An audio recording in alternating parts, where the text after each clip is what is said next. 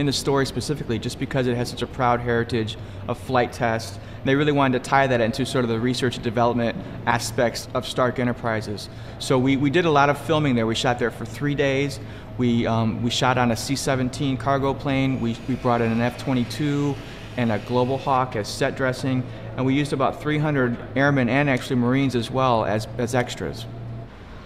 So you've got first look, one shot, one kill. We're at the merge even before they know we're there. Terrence Howard, we opted in this film to make him an Air Force Lieutenant Colonel. Although he was a member of the military, in the comic books he wasn't somebody of that stature. But he was somebody that bonded pretty early with Tony Stark. As a matter of fact, he was involved with his rescue, from what I remember. We tried to incorporate that into the film in a way as sort of an homage to the books, but we really wanted to flesh out the character even more. And Rhodey becomes War Machine if you follow the course of the books. And as we sort of look forward to see this as a chapter in a series of films, if we could be so lucky, I think that following Terrence Howard as he becomes a superhero in his own right is something that I'm really curious and interested in. That lovely lady you woke up with, what was his name? I think it was Ivan. No, it was your sister. Right. Come on, give us a few seconds, you guys. Pleasure to meet y'all. Soon after that shoot, those guys cycled over to Afghanistan. So no joke, those are really tough guys, and they get a real tough job to do. And it was really nice to see Terrence and John and Robert interact with them and just be really just humbled by what a tough job those guys got and what real pros they are. It's nice seeing you. What? You know? Yeah. One more? Okay, of course you can. One more, guys. Going again right away?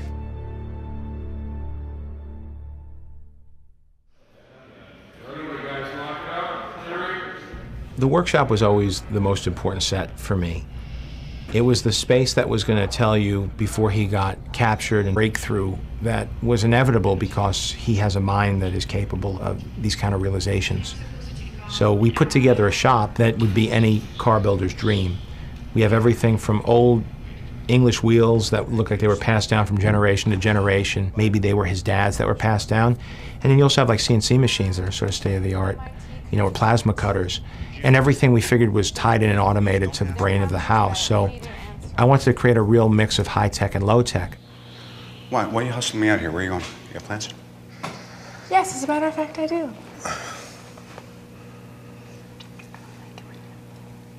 You don't like me? What? I don't like you. I don't like it when you have plans. Well, I'm allowed to have plans on my birthday, so there you go. Is it your birthday? It is. Again? Isn't that funny? Same day as last year. Wow. Yeah.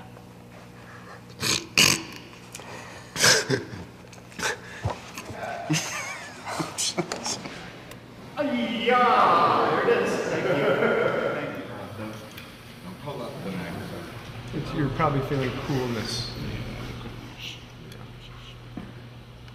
Unless it, I was definitely not a comic book reader, but my brother was, so Here we go. Pictures up. I grew up with Marvel Comics around the house, and my brother had Spider-Man underoos and Spider-Man sheets and Spider-Man everything from a very young age, and he was definitely into comic books, so I was exposed to it, although, you know, I'm a girl, let's face it, so. You feel it? You feel the wind? Oh, Okay. pus! Don't worry about it's not pus, it's an organic plasmic discharge from the device. It's not from my body. Oh, it smells. It's basically making a very tall upside-down U. I'm a huge military channel and Sergeant Rock. I mean, so superheroes are great. Superheroes who manufacture weapons and then build one that they wear and use, to me, is just a complete nerdgasm. Now we're ready. I think the band's ready to go on. So without further ado, I present Robert Downey Jr. and the Boot Brigade.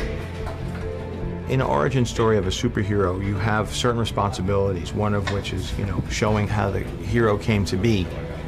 And it takes a lot out of a movie to have that kind of burden. But what it gives you is the opportunity to allow the audience to sort of become the hero with the hero. And I have the most fun as a viewer when I see the learning curve of a hero. There's a tendency to want to just go right for the fighting and right for the action. But I know my favorite part of the first Spider-Man film was watching him come to terms with his powers, learn how to swing from his webs.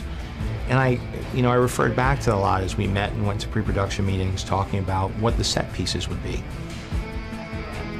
I thought you said you were done making weapons. It is. This is a flight stabilizer. It's completely harmless. 3, 2, 1,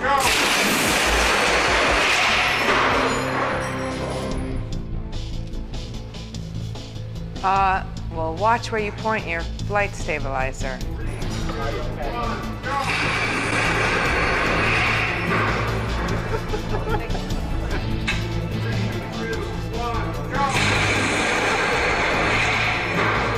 It's really dangerous. I like the guy that he's probably just as likely to kill himself trying to save people as he is to do the right thing. 2, 1. As far as Robert Downey doing stunts, he wants to keep doing more and more, and I got to keep reining him back because he's very game to just keep right on going.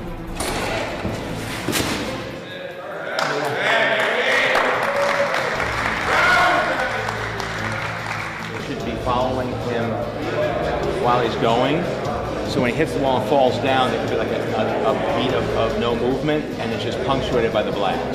It's a timing thing. So.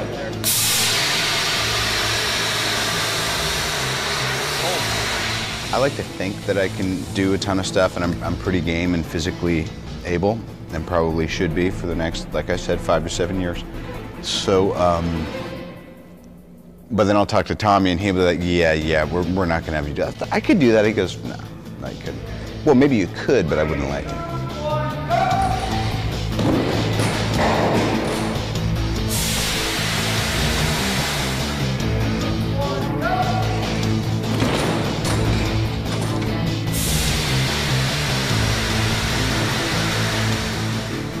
It still hurts, but it hurts every day.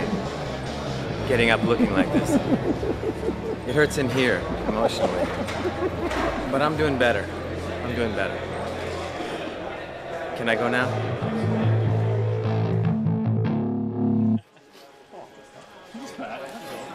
Okay. Thank you.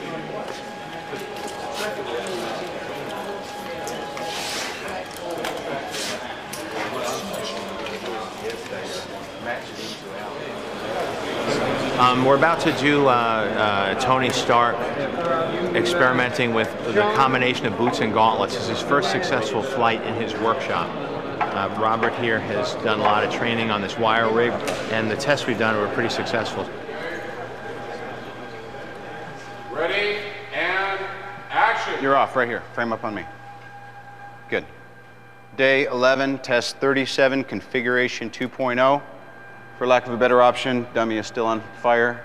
Safety, if you douse me prematurely, I swear to God, I will donate you. You'll be at a city college. All right, we're gonna start off really nice and easy. Don't talk when I'm talking. 1% capacity in 3, 2, 1. Nice. 3, 2, 1, drop. Great. Steady. I've done wire work both as an actor and as a director in the past. I think people have been seeing wire work for so long that whether consciously or subconsciously, they could tell where the pick points are, they could tell where the wires are attached, and even if you use, computers to paint everything out, there's something about the physics of it that is unconvincing to me.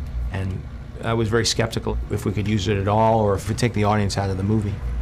What we did was we developed a way by which the character was picked or supported by his feet. So he wasn't being suspended by his center of gravity or his hips or his back, as is usually done in these films. Sorry. Clean up later. His feet are supporting his weight. So it actually looks like he's being supported by the blast of the repulsors in the bottom of his boots.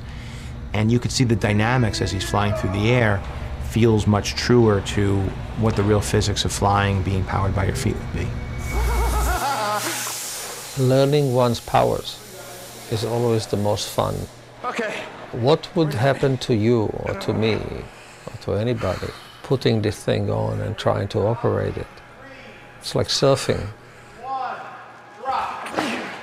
feel pretty clumsy in the beginning. And here he's wearing an engine, pretty elaborate thing. Yeah, I can fly.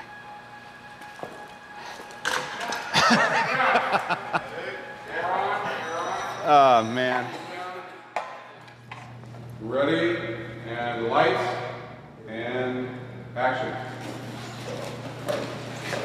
Something interesting happened when we saw a black and white rendering of the Mark III.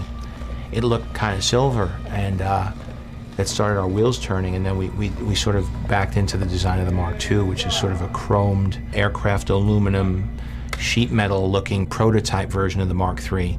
And then we started incorporating exposed rivets, and because of the wonderful finishes that they were able to create through the chroming process and nickel plating process over at Stan Winston, it really has a very unique look, and that's something different from anything you've seen in the books before. But it helped provide sort of an intermediate step between the Mark I armor and the final Mark III design.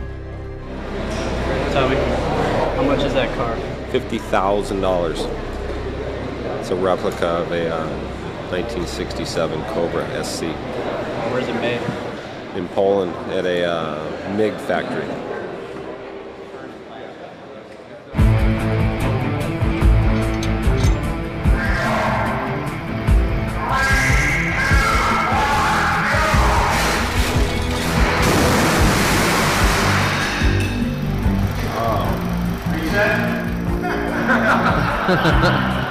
That brings a tear to my eye.